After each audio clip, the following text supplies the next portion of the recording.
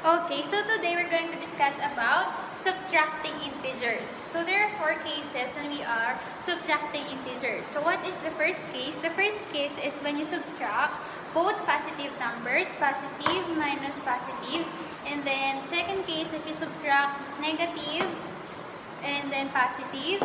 Then the other one is subtracting positive and negative number. And the last one is subtracting both negative numbers. So let's have first the both positive numbers. So for example, 20 minus 5. They are both positive. So it is simply 15. Okay? So another, for example, 44 minus 7. So the answer is 37. Okay? It is simply or easy subtraction. So next, so what if we have, for example, positive 25 minus negative 10? Yan. So the first number or integer is positive while the second integer is negative. So what are we going to do is to, is to distribute the negative sign in the number inside the parentheses. You have to distribute the negative side and sign inside the number inside the parentheses. So it will become negative times negative, that is positive. So it will be 25 plus 10. So 25 plus 10, applying the rule of addition of integer, that is 35. Okay? Another example. 18 minus negative 7. Ayan. So the first integer is positive while the second integer is negative. So what are we going to do is to distribute the negative sign inside the number in the parentheses. So distributing, it will become negative times negative, that is positive. So it will become 18 plus 7. Okay? And then 18 plus 7, the answer is 25. Okay? Next.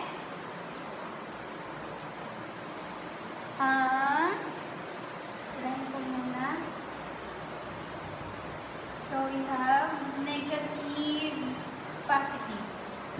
So for the third case, we have negative 66 minus positive 24.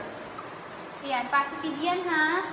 Positive. Hindi na natin kailangan isulat because it is already understood and automatic that it is a positive number. So we have negative number and then a positive number. So what are we going to do? Okay?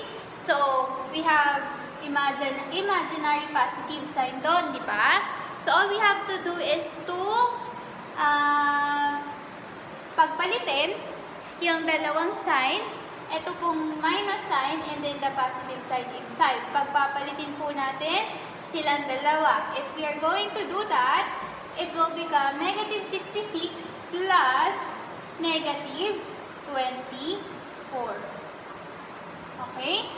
Negative 66 plus negative 24. So we are going to apply now the rule in adding of integer, addition of integer. Okay, just like what we have discussed a while back. So we have negative, negative, so common sign, just copy the common sign negative, and then proceed to addition of the integer. 66 plus 24, that is 90. Okay? Tama?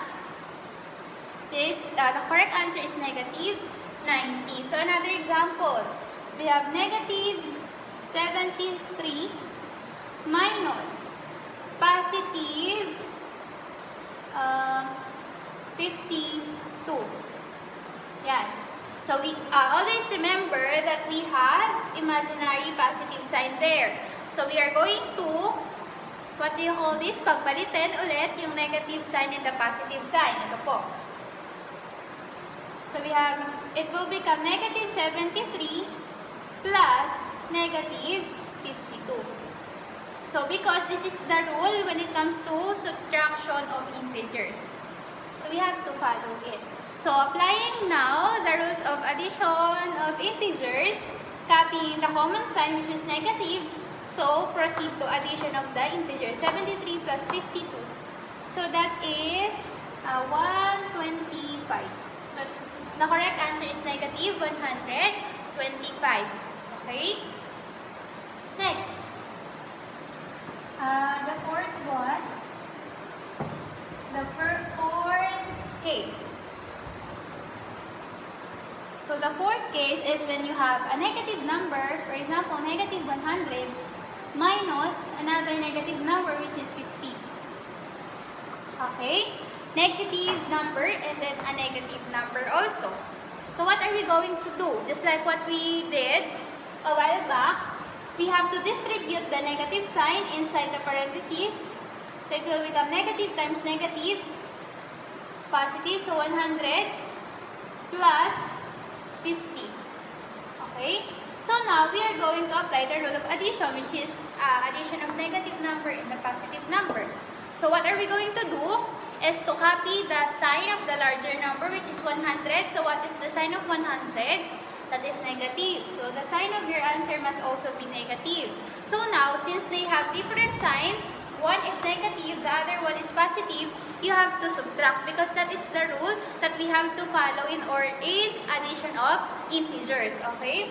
So 100 minus 50, that is 50. So the correct answer is negative 50. Okay? So another. Negative 255 minus negative 160. Yeah. So what are we going to do first is to distribute the negative sign in the number inside the parentheses. So negative times negative, that will be positive. So we'll just copy negative to 155 and it will become positive and then 160. Okay? So now we're going to apply the rule of addition of integers, wherein we have to copy the sign of the larger number, which is 255, so negative, and proceed to subtraction. So 255 minus 160, that is 5, 15, 9, and then 1, 2. So that is 95. Negative 95 is the correct answer.